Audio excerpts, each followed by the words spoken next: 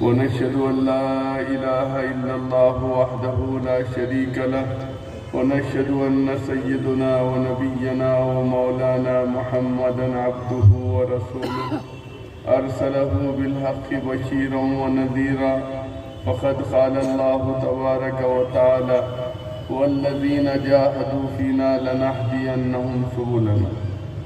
Stage پر تشریف فرما حضرات اکابر علماء اکرام، خصوصیت کے ساتھ دارالعلوم دیوبند کے مبلغ حضرت مولانا محمد یامین صاحب قاسمی، جمعیت علماء مہاراشٹر کے جنرل سیکرٹری جناب مولانا ذاکر صاحب، جمعیت علماء مہاراشٹر کے ناظم تنظیم حضرت مولانا مفتی محمد حذیفہ صاحب، اکابر علماء اکرام اور ممرہ کوسہ جمعیت کے ذمہ داران، بزرگوں، دوستوں اور عزیز ساتھیوں، جمعیت علماء مہاراشٹر کی جانب سے پورے صوبے کے اندر اصلاح معاشرہ، سیرت النبی اور NRC بیداری مہم کے عنوان پر یہ اجلاس منعقد کیے جا رہے ہیں۔ 1 نومبر سے یہ سلسلہ شروع ہے۔ صوبے کے مختلف اضلاع تعلق جات میں پروگرام چلتے چلتے آج یہ پروگرام یہاں آیا۔ انشاءاللہ تعالی 30 دسمبر کو اس کا اختتام ناگپور میں ہوگا۔ یہ ایک لمبی چوڑی مہم ہے۔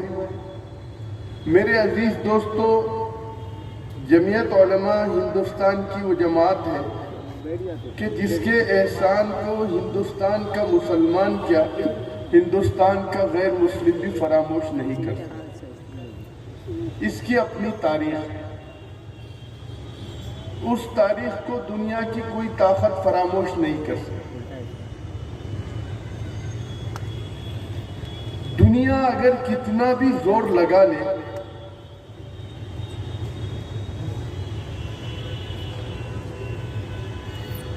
ہمارے اسلاف اور ہمارے اکابرین نے اس ملک کے لیے جو قربانی دی وہ 1601 سے دی، جب ملک کے حکمراں سراج الدولہ تھے، اور 1799 جب حضرت ٹیپو سلطان رحمت اللہ علیہ کی شہادت ہوئی اور آپ کی لاش خون کے اندر تڑپنے لگی، انگریز جنرل لارڈ ہارسن اپنی رپورٹ کے اندر لکھتا ہے کہ میں 7 مرتبہ لاش کے قریب گیا، میری یہ ہمت نہیں ہو سکی کہ میں یہ اعلان کر سکوں کہ ٹیپو سلطان دنیا سے جا چکے۔ جب 8ویں مرتبہ لاش کے قریب گیا اور اس کو یہ یقین ہو گیا کہ ٹیپو سلطان رحمت اللہ علیہ دنیا سے جا چکے ہیں، تو اس نے 3 اعلانات کیے۔ نمبر 1 خلقت خدا کی، نمبر 2 حکم کمپنی بہادر کا، نمبر 3 ملک بادشاہ سلامت کا۔ یہ اعلان کرنا ہی تھا کہ ہمارے اہل اللہ کھڑے ہوئے اور انہوں نے یہ اعلان کیا کہ یہ ملک غلام بن گیا، اور غلام ملک سے نکالنے کے لیے جو جدوجہد کی گئی، تاریخ شاہد ہے اس ملک کے لیے جتنا خون ہم نے دیا، ہمارے بھائی برادران وطن نے اتنا پسینہ بھی نہیں دیا۔ یہ تاریخ ہے، لیکن ہماری بدقسمتی یہ ہے کہ ہم سے یہ گلہ ہے کہ ہم وفادار نہیں، ہم وفادار نہیں دوست، تو بھی تو دلدار نہیں۔ یہ جمعیت علماء کی اپنی خدمات ہے۔ ایک دور ملک پہ یہ آیا کہ یہ ملک غلامی سے آزادی کی طرف آیا اور انگریز اس ملک کو چھوڑ کر چلے گئے، لیکن بدقسمتی یہ ہوئی کہ یہ ملک جب تقسیم ہوا، آزاد ہوا، آزاد کے ساتھ ساتھ دوسرا اس کے اوپر بڑا دھبا یہ لگا کہ یہ ملک تقسیم ہو گیا۔ حضرت شیخ الحدیث مولانا زکریا صاحب رحمت اللہ علیہ اپنی آپ بیتی کے اندر لکھتے ہیں کہ میں بنگلے والی مسجد کے اندر محصور تھا اور چچا جان نے مجھے اعتکاف کے لیے بنگلے والی مسجد کے اندر بلایا تھا، رمضان المبارک کا زمانہ تھا اور ہم یہ سین دیکھتے تھے کہ لوگ یہ نعرے لگاتے تھے کہ کٹ کے لیں گے، مر کے لیں گے، پاکستان لے کے رہیں گے۔ اس وقت ہم نے جناح صاحب کو خط لکھا اور یہ کہا کہ اگر آپ کو لینا ہے لے لیجئے، رمضان المبارک کا آخری عشرہ چل رہا ہے اور تاخیر آتے ہیں، آپ یہ اعلان، یہ نعرہ مت لگائیے کہ کٹ کے لیں گے، مر کے لیں گے، پاکستان لے کے رہیں گے۔ شب قدر کی رات تھی اور یہ ملک پھر تقسیم ہوا اور پاکستان کا وجود عمل میں آیا۔ میں اس مختصر سی بات کر کے آپ کو اصل موضوع کی طرف لا رہا ہوں۔ حضرت شیخ الحدیث مولانا زکریا صاحب رحمۃ اللہ علیہ لکھتے ہیں کہ دلی کا عالم یہ تھا کہ لوگ اپنی گاڑیاں لاتے اور بنگلے والی مسجد کے صحن میں گاڑیاں کھڑے کر دیتے اور چابی بنگلے والی مسجد کے اندر پھینک دیتے اور حضرت نظام الدین اسٹیشن سے دن میں 3 بجے ٹرین جاتی تھی، لوگ اس ٹرین سے بیٹھ کر چلے جاتے اور جب ہم لوگ اسٹیشن پر جاتے تو دیکھتے کہ کبھی 60 بچے، کبھی 70 بچے، کبھی 80 بچے ریلوے اسٹیشن پر پڑے ہوئے ملتے۔ ایسی صورتحال کے اندر ایک دن شیخ العرب والعجم شیخ الاسلام حضرت مولانا سید حسین احمد مدنی نور اللہ مرقدہ بنگلے والی مسجد میں آئے۔ عصر کے بعد کا وقت تھا، انہوں نے حضرت مولانا یوسف صاحب رحمت اللہ علیہ سے تنہائی میں بات چیت، اور جب نکلنے لگے تو مولانا زکریا صاحب سے کہا کہ تم میرے ساتھ نہیں چلتے؟ مولانا زکریا صاحب رحمت اللہ علیہ نے کہا کہ میں حضرت سے پوچھتا ہوں۔ وہ گئے، حضرت مولانا یوسف صاحب رحمت اللہ علیہ کو پوچھا تو مولانا یوسف صاحب رحمت اللہ علیہ نے کہا کہ حضرت شیخ کہہ رہے ہیں اور تم مجھے پوچھنے کے لیے آئے۔ جب یہ تھیلی لے کے جب آ گئے تو حضرت شیخ الاسلام مولانا حسین احمد مدنی نے کہا تنہا چل رہے ہو؟ پورے گھر بار کو لے کے آؤ۔ پورے گھر بار کو اپنے ساتھ لائے اور لانے کے بعد ایک فوج کے ٹرک میں حضرت شیخ الاسلام رحمت اللہ علیہ بنگلے والی مسجد آئے تھے، اس کے اندر پورا خاندان بیٹھا۔ وہ خاندان کو لے کر جب حضرت شیخ الاسلام چلنے لگے، مظفر نگر پر جب ٹرک پہنچا، حضرت شیخ الاسلام رحمت اللہ علیہ نے کہا مولی زکریا اگر یہ ٹرک مجھے دیوبند چھوڑے گا تو تم کو سہارنپور نہیں چھوڑے گا، اس لیے اس ٹرک کو تم سہارنپور لے کر چلے جاؤ۔ جب ٹرک نکلنے لگا تو حضرت شیخ الاسلام رحمت اللہ علیہ نے کہا مولانا زکریا کل عصر کی نماز میں تمہارے پاس پڑھ رہا ہوں، یاد رکھنا میری بات، یہ نوٹ کر لینا۔ جمعیت علماء نے کچھ نہیں کیا، یاد رکھ لو میری بات۔ یہ کہا کہ کل عصر کی نماز میں تمہارے پاس پڑھ رہا ہوں۔ دوسرے دن عصر کے بعد جب شیخ الاسلام رحمت اللہ علیہ سہارنپور میں پہنچے تو مولانا زکریا صاحب رحمت اللہ علیہ نے اس وقت کی ایک بزرگ شخصیت حضرت مولانا عبدالقادر صاحب رائے پوری رحمت اللہ علیہ کو بلایا۔ تینوں اکابرین کا مشورہ ہوا۔ حضرت مولانا زکریا صاحب رحمت اللہ علیہ نے کہا کہ میرے سارے متوسلین پاکستان گئے ہیں، ان کا اصرار ہے کہ میں پاکستان شفٹ ہو جاؤں۔ حضرت مولانا زکریا صاحب رحمت اللہ علیہ نے کہا کہ ہمارے سارے متوسلین مکہ معظمہ مدینہ منورہ شفٹ ہو گئے ہیں، ان کا اصرار ہے کہ میں مدینہ منورہ شفٹ ہو جاؤں۔ حضرت شیخ الاسلام رحمت اللہ علیہ نے زور سے اور کہا میرا بھائی مدینہ کا گورنر ہے، محمود اس کا نام ہے، اس کا کل ٹیلی فون آیا تھا، اس نے یہ کہا کہ میں اسپیشل پلین بھیجتا ہوں، آپ سارے خاندان کو لے کے مدینہ منورہ شفٹ ہو جائیے۔ میں نے انکار کیا، پھر اس نے ٹیلی فون کیا کہ اگر آپ پورے خاندان کو لے کر شفٹ ہو جائیں گے تو آپ صلی اللہ علیہ وسلم کے قریب ہوں گے۔ پھر میں نے یہ جواب دیا کہ میں یہاں سے بھی آپ صلی اللہ علیہ وسلم کے قریب ہوں۔ یہ کہہ کر حضرت شیخ الاسلام رحمۃ اللہ علیہ نے کہا کہ آپ کو جو کرنا ہے کر لو، میں نے یہ فیصلہ کیا ہوں کہ اس مظلوم اور مجبور قوم کو چھوڑ کر نہیں جاؤں گا، یہی جیوں گا اور یہی مروں گا۔ یہ تھا اکابر ثلاثہ کا فیصلہ۔ جب یہ فیصلہ کیا تو ساری دنیا کے اندر شہرت ہو گئی کہ اکابر ثلاثہ نے ہندوستان میں رہنے کا فیصلہ کیا۔ صرف یہ فیصلہ نہیں کیا تھا، قربان جائیے مجاہد ملت حضرت مولانا حفظ الرحمان صاحب رحمت اللہ علیہ پر، جو ہندوستان کی دستور ساز کمیٹی کے ممبر تھے، ہندوستان کے سب سے پہلے پارلیمنٹ ممبر تھے، جمعیت علماء ہند کے جنرل سیکرٹری تھے، دلی سے لے کر گلی تک سارے ملک کا دورہ کرتے تھے۔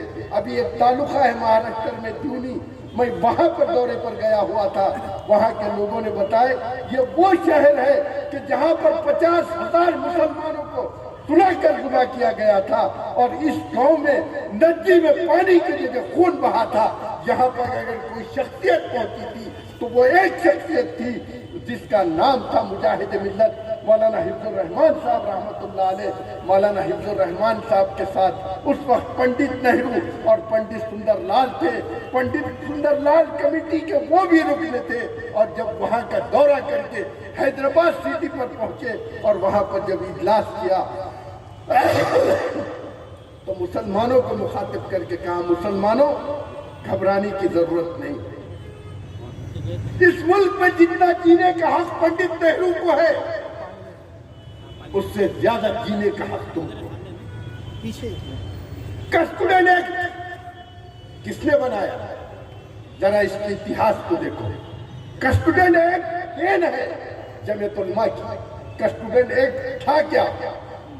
جب تقسیم کے بعد ساری پراپرٹیاں سلب کرنے کی کوشش کی جا رہی تھی تو اس بیس کے اوپر ایک کسٹوڈنٹ ایکٹ بنا کہ مسلمانوں کو ان کی جائیداد محافظ کیا جائے اور ان کی جائیداد کی حفاظت کی جائے۔ یہی نہیں، یہ تو جمعیت علماء کی خدمات کا ایک روپ ہے۔ آزادی سے پہلے اور آزادی کے بعد جب جب ضرورت پڑی جمعیت علماء نے ہر طریقے سے جدوجہد کی۔ 1926 میں شاردا ایکٹ آیا، 1931 میں نہرو رپورٹ آئی، شاہبانو کیس آیا، متمنا بل آیا، لے پالک بل آیا، کالا سیاہ بل آیا۔ جمعیت علماء نے احتجاج ہر دور میں کیا ہے۔ آپ تاریخ اٹھا کر دیکھیے، جمعیت علماء نے جیل بھرو تحریک چلائی۔ جمعیت علماء وہ تاریخ کی زندہ ہے کہ 2002 کے اندر جب گجرات میں بھیانک فساد ہوا تھا، اس وقت گجرات میں مودی وزیر اعلیٰ تھے اور دلی کے اندر اٹل جی اور اڈوانی دونوں اقتدار پر تھے۔ جمعیت علماء ہند کی اعلیٰ قیادت، قربان جائیے فدائے ملت حضرت مولانا سید اسد مدنی نور اللہ مرقدہ کو، کہ انہوں نے جیل بھرو تحریک چلائی۔ 2 اکتوبر 2002 سے 14 اکتوبر 2002 ہندوستان کی تاریخ میں وہ اتہاسک دن ہے کہ جیل بھرو تحریک چلی 2 اکتوبر سے اور 14 اکتوبر تک چلی۔ 14 اکتوبر ہندوستان کی تاریخ کا وہ دن تھا کہ جب ملک کی بحری لنگڑی لولی حکومت مسلمانوں کے آواز کو دبانے کی کوشش کر رہی تھی، تو جمعیت علماء کے ناظم عمومی مولانا محمود مدنی 50,000 لوگوں کو لے کے اس وقت کے وزیر اعظم اٹل بہاری واجپئی کے کوٹھی پہ گھس گئے۔ مجھے تاریخ یاد ہے کہ وزیر اعظم اس وقت نہیں تھے، اور وزیر اعظم کی منسٹری دیکھنے والے منسٹر گوئل بھاگتے ہوئے آئے اور انہوں نے کہا، مدنی صاحب آپ نے غضب کر دیا، وزیر اعظم ہندوستان میں نہیں ہے۔ آج میرے عزیز دوست، جمعیت علماء نے 13 دسمبر اپنے سابق روایت کو برقرار رکھتے ہوئے پورے ملک میں دھرنا آندولن کیا، اور مہاراشٹر کے اندر 410 جگہ کے اوپر دھرنا آندولن ہوا۔ ایسا تاریخی دھرنا آندولن کہ جس کے اندر لگ بھگ 39 لاکھ 23,882 लोगों ने हिस्सा लिया। ये मेरी रिपोर्ट नहीं है, ये गवर्नमेंट की रिपोर्ट है। और ये धरना आंदोलन काफी नहीं है, जरूरत पड़ेगी तो हम जेल भरो तहरीक चलाएंगे इंशाअल्लाह। क्यों चलाएंगे? बात तो सुन लीजिए, मैं जज्बाती बात नहीं कर रहा हूं और न जज्बाती नारा दूंगा। एनआरसी का मसला है, बहुत लोग मेंढक की तरह टर कर रहे हैं। आसाम की शहरियत का मसला, जिस दिन बांग्लादेश बना उस दिन से लेकर आज तक वो मसला लगभग 70 साल से जमीयत उलमा इसकी लड़ाई लड़ रही है। कितने साल से? 70 साल से माशाअल्लाह। लड़ाई क्या?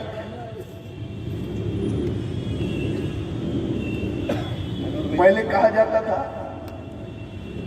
कि 1,70,00,000 बांग्लादेशी आसाम के अंदर मौजूद है। कितने कहा जाता था? 1,70,00,000। उसके बाद हालात चेंज हुए।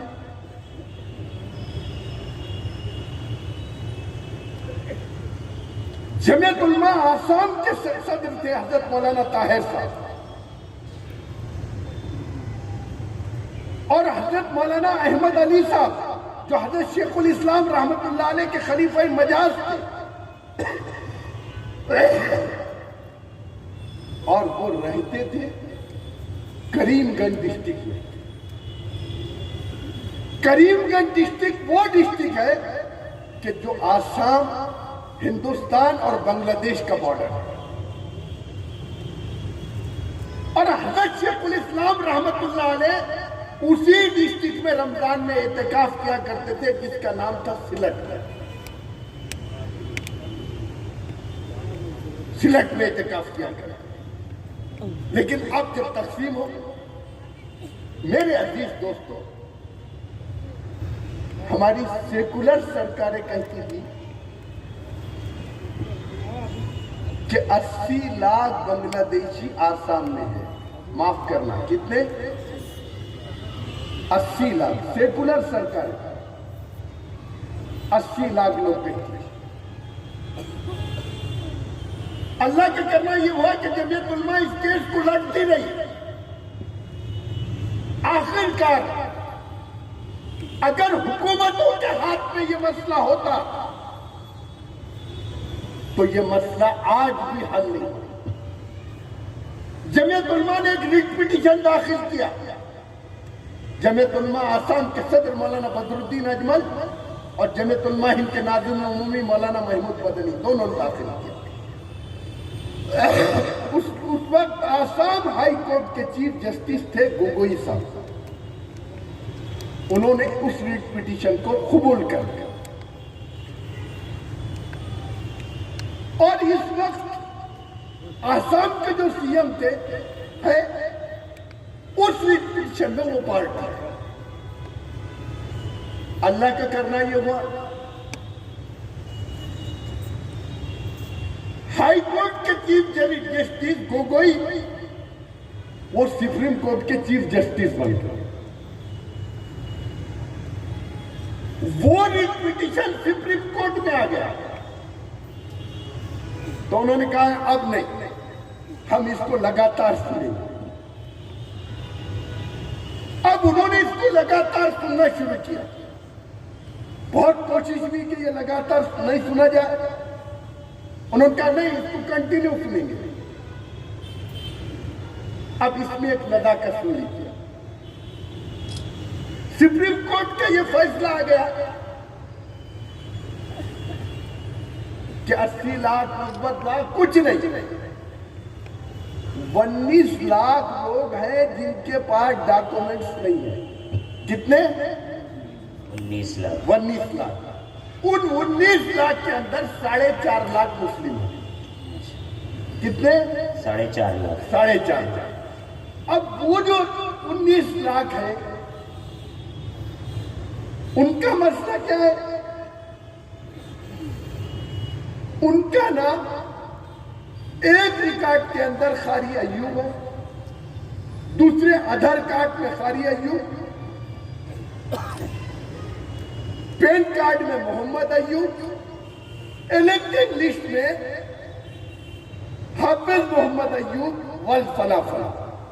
اب یہ نام بدل گیا، بدلا یا نہیں بدلا؟ اب یہ جتنے 19 لاکھ لوگ ہیں ان کے ناموں کے اندر ایسا لفڑا ہے۔ اب ہمارے جو دلی کے راجہ صاحب ہیں ان کے دماغ میں بات ہے اب تو یہ گیم فیل ہو گیا ہے۔ ہم نے تو بوم کرے تھے کہ اتنے مسلمان بنگلہ دیشی ہیں،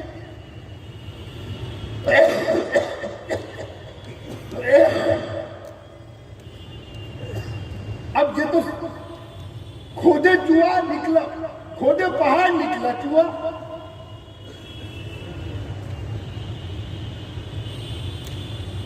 یہ 19 لاکھ میں صرف 4 لاکھ مسلمان ہیں، دوسرے برادران وطن ہیں۔ اب کیا کرنا چاہیے؟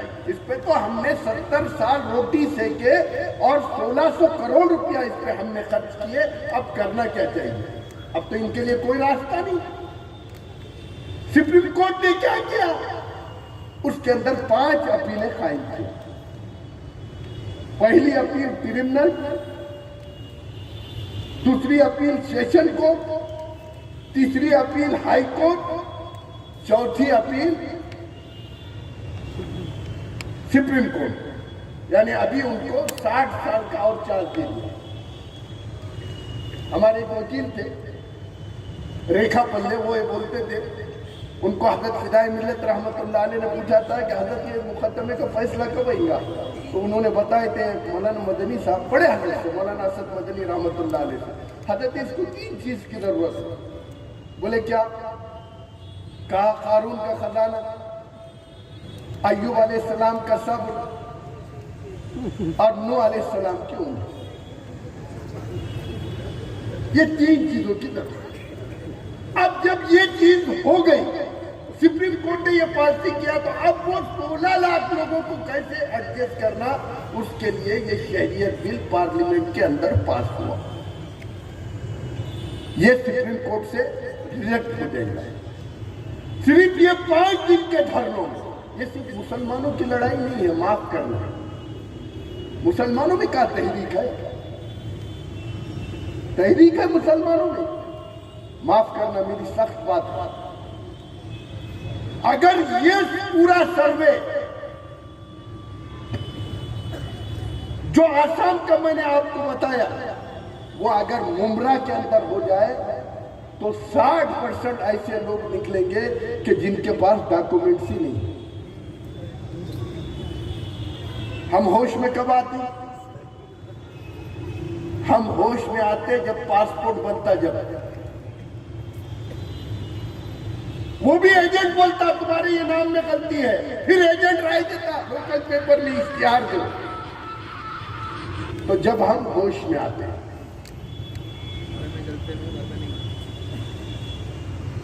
جمعیت علماء مہاراشٹر نے اس آسام کی نوعیت کو سمجھتے ہوئے لوک سبھا الیکشن سے پہلے لگ بھگ 1 سال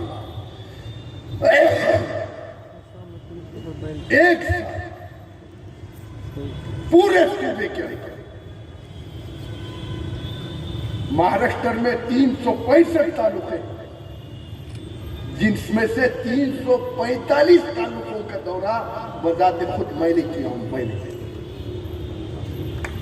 ماشاءاللہ ماشاءاللہ پورے مہاراشٹر کے اندر ہم نے ووٹنگ بیداری مہم چلائی، ماشاءاللہ پورے مہاراشٹر۔ غریب لوگ ہیں، وہ بیچارے سن لیتے، مزدور ہیں، آپ بڑے لوگ ہیں، ان کو کاغذات کی ضرورت ہے، آپ کو ضرورت نہیں۔ میں ہمارے مفتی حذیفہ صاحب سے بول رہا تھا، مسلمانوں میں جلسہ بڑا ہو سکتا ہے، جلوس بڑا نکال سکتے ہیں، لیکن تحریک ان کے اندر سے ختم ہو۔ تحریک کیا ہے؟ جب یہ ہم نے پچھلے 1 سال پوری مہم چلائی تو 16 لاکھ نئے نام لگے اور 11.5 لاکھ ناموں کی درستگی ہوئی۔ ماشاء اللہ ماشاء اللہ۔ معاف کیجیے، آپ کے ممرہ میں کتنے % نام لگے؟ کتنے % کام ہوا؟ 2%۔ کتنے %؟ 2%۔ یاد رکھیے، جمعیت علماء اگر بے قصور نوجوانوں کی لڑائی لڑ رہی ہے تو عبادت سمجھ کے لڑ رہی ہے۔ بے شک۔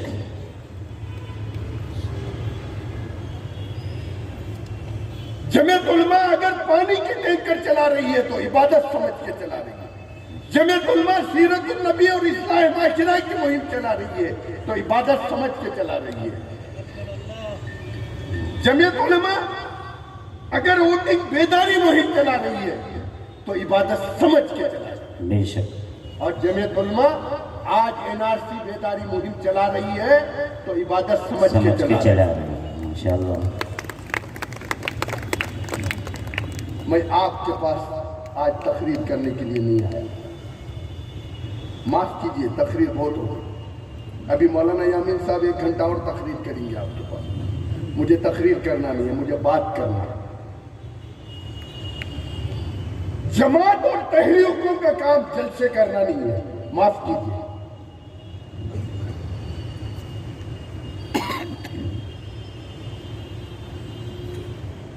جماعت آئیڈیالوجی سے چلتی ہے۔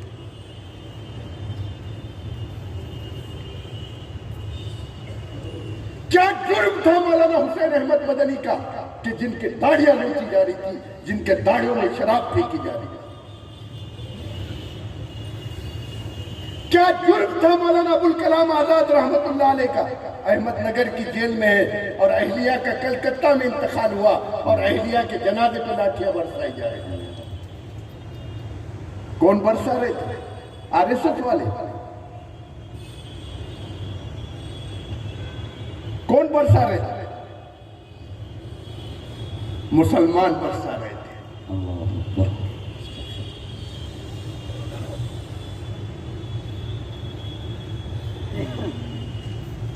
لوگ کہتے ہیں کہ قوم علماء کے ساتھ نہیں تھی، علماء کے ساتھ قوم جناح صاحب کے ساتھ تھی اور علماء کے داڑیوں میں شراب پھینک رہے۔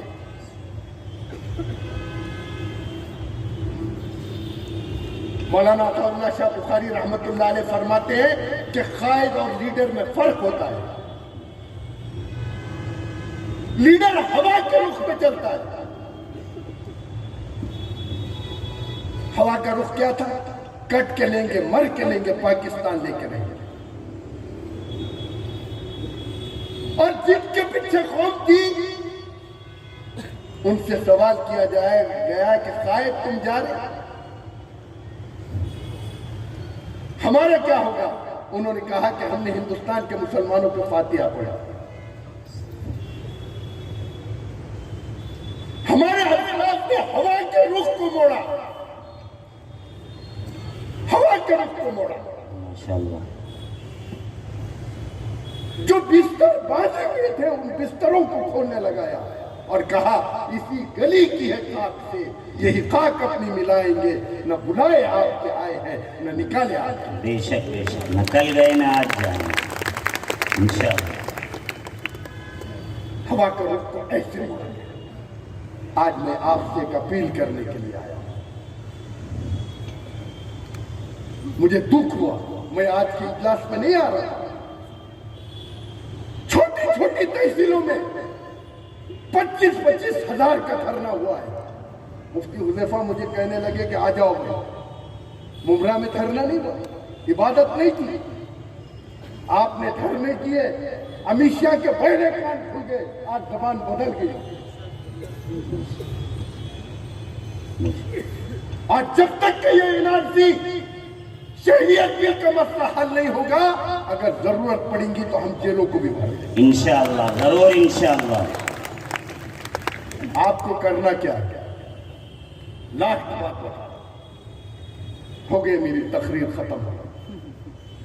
आप तो जिंदा कौम है, जिंदा कौम है, अल्हम्दुलिल्लाह, मुसलमान जिंदा कौम है। अल्हम्दुलिल्लाह। बोले भाई जिंदा दिले सबूत ने अपनी है ना, जिंदा कौम। हाँ अल्हम्दुलिल्लाह, हम जिंदा कौम है। कैसी जिंदा कौम है? 1 बजे रात तक चौरस्तों पे बैठी है, यह है जिंदा कौम हमारी। और 12 बजे सुबह जब बिस्तर थक जाएगा, बूढ़ा बाप सारे काम करके उठेगा, तो जब जिंदा कौम बिस्तर से उठेगी। यही है ना जिंदा कौम? यही है या गलत है? सही है। यह है हमारी जिंदा कौम। इसलिए हमारे पास कोई तहरीक चल नहीं सकती। तहरीक चलाए महाराष्ट्र में गरीब मुसलमानों ने, अब आपको तहरीक चलाना। इसमें पढ़े लिखे नौजवान कितने, इधर हाथ उठाओ, हाथ उठाओ, सब पढ़े लिखे नौजवान। ये पढ़े लिखे नौजवान है। आपको ये अहद करना है, एनआरसी का जो कुछ होगा लड़ते रहिए। 70 साल से जमीयत उलमा लड़ रही है और लड़ेंगे। आपको करना क्या है? ये जितना पढ़ा लिखा नौजवान है, इसके 3 काम हैं। हमारे उलमाए कलाम का काम है कि मसाजिद के जरिए अवाम को बेदार करें, और नौजवानों का काम है। हमने महाराष्ट्र का सर्वे किया तो ये जो जिंदा कौम है ना, 12 बजे रात तक जागने वाली, इसका नाम रखे थे टपूरी जान। और हर गांव में इनकी एक टीम बना दिया। अब ये टीम करती क्या थी? जो कंप्यूटर जानने वाले बच्चे थे, एक तालुके के अंदर 110 देहात होते या 125 देहात होते। जितनी आबादी तालुके की अगर 50,000 है, 2 लाख है, तो तालुके की उसकी डबल आबादी होती, जैसे 4 लाख होती। वो नौजवान को तकसीम कर दे। जो कंप्यूटर जानने वाले नौजवान हैं, वो ऑनलाइन सबके कागजात दुरुस्त करके देंगे। आधार कार्ड बराबर है क्या, पैन कार्ड बराबर है क्या, राशन कार्ड में नाम है क्या, और वोटिंग लिस्ट में नाम है क्या, जो पुराना रिकॉर्ड है उस हिसाब से सारे नाम की दुरुस्तगी है क्या। ये ऑनलाइन काम करने वाले ये करेंगे। और जो पढ़े लिखे हैं, जो मराठी अच्छी जानते हैं, वो बेचारे फॉर्म भर के तहसील में जो इलेक्शन ड्यूटी ऑफिसर होता है, वहां ले जाके वो लोग फॉर्म भरा। उलमाए किराम अपील करके इस मुहिम को चला। मेरे अजीज दोस्तों, मैं अमरावती में था, माफ करना मौलाना यामीन साहब, मैं 2 मिनट ज्यादा लूं। मैं अमरावती में था। अमरावती के कमिश्नर ने बीएलओ की मीटिंग बुलाया। यहाँ पे बीएलओ बोलते हैं, यहाँ बीएलओ बोलते हैं या दूसरा बोलते हैं? बीएलओ की मीटिंग बुलाया तो 1500 बीएलओ। तो कमिश्नर साहब ने मुझे भी बुलाया कि सदर साहब आप आ जाइए। हमारी मुहिम बहुत जोर में थी। मैं जब उस मीटिंग में गया तो 1500 बीएलओ और हमारे 1000 वर्कर पढ़े लिखे। वो जब देखे उसमें तो उन्होंने खुश हो गए, और खुश होकर उन्होंने क्या बोले, सदर साहब हम मुसलमानों के नाम जानबूझ के काटते करें। कौन बोल रहे? गैर मुस्लिम बीएलओ। उन्होंने कहा कि मुसलमानों के नाम इतने लंबे रहते हैं कि हमको समझ में नहीं आता। अब आपने हमारे साथ ये टीम जो दी हुई है, वो नाम भर के दे रहे, इस वजह से हमको इस काम में बहुत सहूलत हो रही। समझ रहे आप मेरी बात को? इसलिए इस काम को इबादत समझते इंशाअल्लाह 1 अप्रैल से 31 सितंबर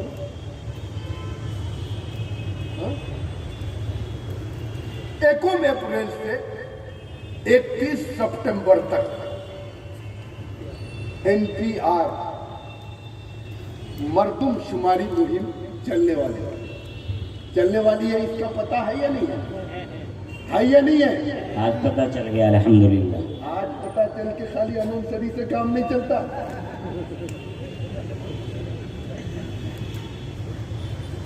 6 महीने ये मुहिम चलेगी। मेरी बात गौर से सुनो, ये मुहिम रहेगी NPR की, यानी ये मर्दमशुमारी मुहिम है। ये जो रजिस्टर तैयार होगा, यही रजिस्टर NRC बनेगा। समझ में आया मेरी बात? अगर आपने NPR में यानी मर्दमशुमारी मुहिम में सही काम कर लिया,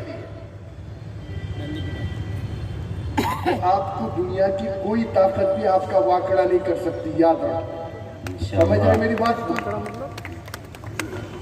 कोई वाकड़ा नहीं कर सकता। अब आपके पास कितने दिन बाकी हैं? ये कौन सा महीना है? दिसंबर, जनवरी, फरवरी, मार्च, 3 महीने आपके पास है। रन भी बनाना है, विकेट भी बचाना है। समझ रहे? इसलिए आपको ये करना है कि आप ये नहीं समझता कि 3 महीने हैं। मेरे अजीज दोस्त, एक बात सुनो, आखिरी वक्त में ये होता है कि इलेक्शन कमीशन के जितनी लाइन है वो लाइन पे फॉर्म जाते ही इंगेज हो जाते। हमने जब मुहिम चलाई तो ये जो टपूरी गैंग थी हमारी, रात भर जागने वाली होटलों पे जिंदा कौम, वो तो ऐसी भी रात में जागते थे। हमने उनको काम लगाया रात भर ये काम कर, तो रात में उसकी हेल्पलाइन जिंदा मिली। समझ रहे मेरी बात को आप? इसलिए आपको रन भी बनाना है, विकेट भी बचाना है, और इस काम को इबादत समझ के करना है इंशाअल्लाह, और तन्हा नहीं करना है। क्या करेंगे आप? अगर अपने हर आदमी ये अहद कर ले कि मैं मेरा खुद घर और मेरे घर के अतराफ के 10 घरों के कागजात दुरुस्त करूंगा, करेंगे ये काम इंशाअल्लाह। खुसूसियत के साथ सलम एरिया की तरफ ध्यान देना है। आज भी सलम एरिया के अंदर 70% लोगों के पास कोई कागजात नहीं है। मेरे अजीज दोस्तों, आज के दौर की ये सबसे अहम इबादत है। इतनी बात कहते हुए इस शेर पे अपनी बात को खत्म कर रहा हूँ। शर्मसार हूँ तामीर नशेमन के दिनों से, सरशार हूँ तामीर नशेमन के दिनों से। सयाद का डर है न बिजली का खतर है। माशाअल्लाह। सरशार हूँ तामीर नशेमन के जुनून से, सयाद का डर है न बिजली का खतर है। पुरखार है राहे मेरी, मुझको भी खबर है। पुरखार है राहे मेरी, मुझको भी खबर है। ऐ दोस्त, अज़्म सफर, अज़्म सफर, अज़्म सफर। माशाअल्लाह, मौलाना तवील अलालत के बावजूद हमारे दरमियान तशरीफ़ फरमाते।